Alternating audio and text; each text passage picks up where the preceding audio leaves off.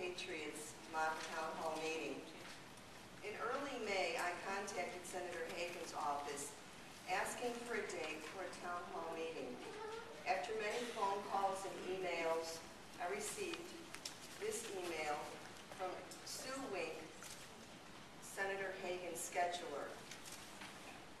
The email reads that our request was going to be put on file and she would get back to us as soon as possible. So I waited. I waited 2 weeks. I called her back. I emailed again. And then May came and went, as did June, as did July. In August, I called her back. I said, Sue, can't you just pencil us in somewhere down the road? There's got to be a blank space on her calendar someday. No, that was impossible. All right, how about this? How about if you just tell us where you're going to be holding the next town hall meeting near Wilmington, and we'll get a busload of our folks and get down there and listen to the senator. No, that wasn't going to be possible either. You see, Senator Hagan isn't holding any town hall meetings at all across the entire state of North Carolina. So I asked myself, what was I to do? What was I going to tell my patriots that so much wanted to be heard and to listen and to ask their many questions? Does Senator Hagan have the power to silence us by ignoring us? The answer is no. She is not in control. We are. Our voices will be heard. We will not be silenced. And so here we are today. I'd like to speak for a minute.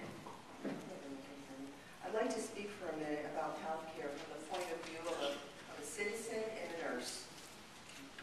A titanic tsunami of government control has flooded our nation this past 6 months.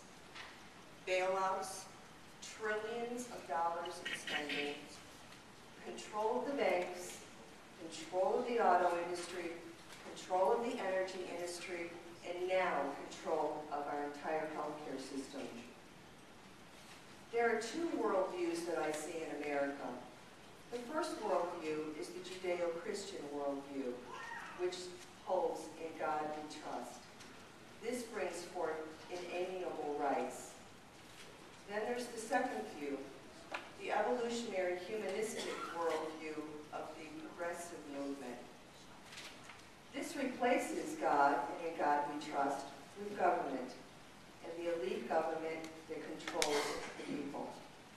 This replaces inalienable rights with government privileges.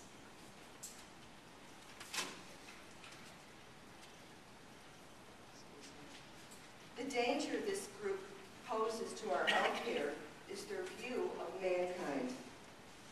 The Judeo-Christian worldview is that man's value is not based on how strong he is, or how healthy he is, or how much work he can produce for the collective, but that man has intrinsic value because he is created in the image of God. The evolutionary humanistic worldview values a man by their law of survival of the fittest, by his value to society, and that is all. The question of the physician will change from how can I save this patient to should I save this patient? On the progressive scale, the unborn, the preemie and ICU, the elderly, and the handicapped produce the least for the collective. Their health care will be scaled accordingly. I caution you, patriots, the door is almost closed. The takeover is closing in. The time to act is now if we are going to save our great republic. Thank you.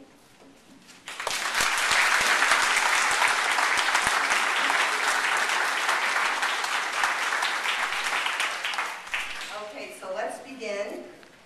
The first thing I'd like to do is to introduce Senator Kay Hagan.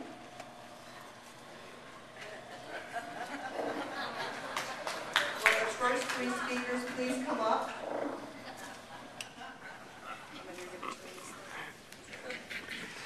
One, two, and three? Yep.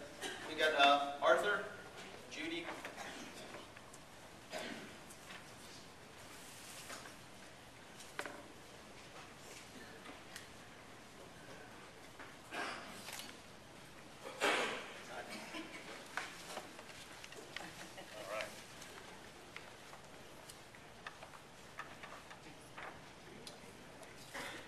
Can you hear me okay? Yep. Okay, I'm a little nervous right now. Just like you, I've been sitting around throwing rocks at my TV set.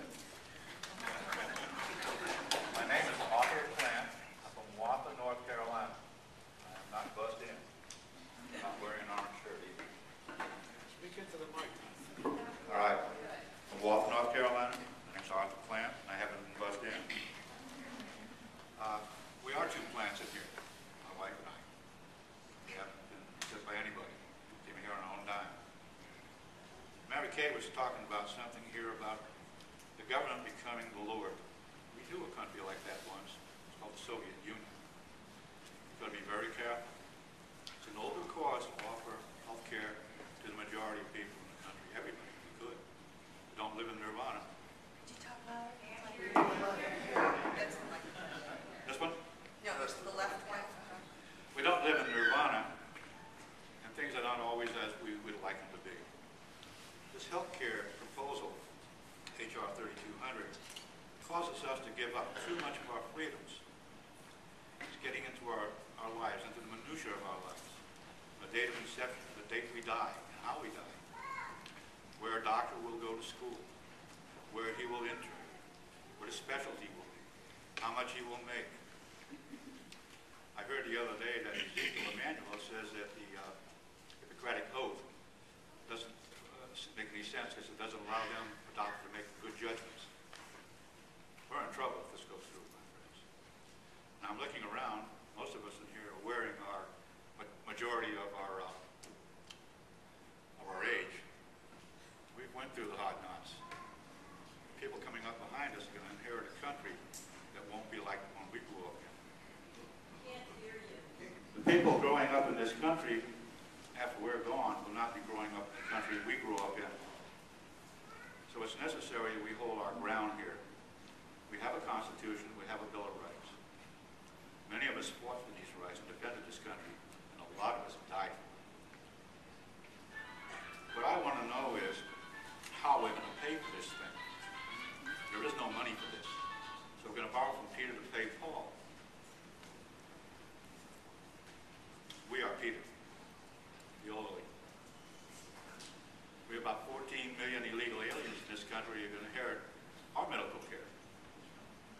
This is wrong. They shouldn't be here. We won't do anything about it. We just encourage them to come in. The more to marry. We can't handle this. The borders have to be secured.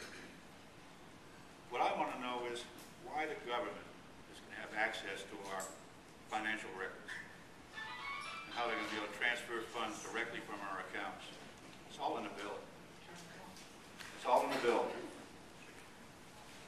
The other day on talk radio, my wife and I were driving and we were listening to Dr. Michael Burgess, Congressman of the 26th District of Texas. Individual insurance will disappear. It's on page 16 of the bill. Business provided insurance to be phased out in 5 years. Medicare cuts, that's us. Nothing is free. There will be premiums. People who do not have insurance today, and elect not to have insurance, I'm in Rome, will have insurance. When they start paying $800 or $1,000 a month for their insurance policies, they're going to know it. And if they don't sign up for an insurance policy, they're going to be fined 2.5% of their gross adjusted income annually. Is that where this comes in, where they just come into your bank account and snatch it?